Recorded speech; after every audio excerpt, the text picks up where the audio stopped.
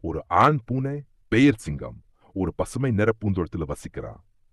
அவன் சுறுசுறுப்பாகவும் சிந்தனையானாவும் இருந்தான்.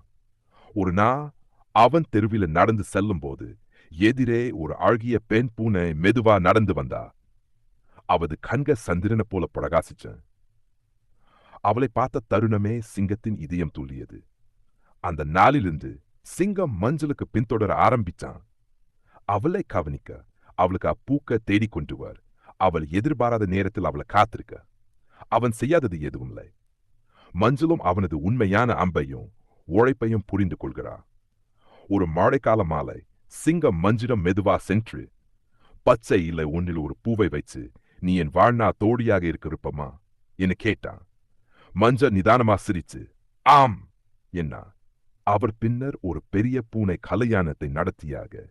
தெரு முழுக்க விளக்குக, பூங்காற்று, சில்லறை பூனைகள் நடனமா சிங்கமும் கல்யாணம் செய்து கொண்டு மகிழ்ச்சியா வாழத் தொடங்கினாங்க.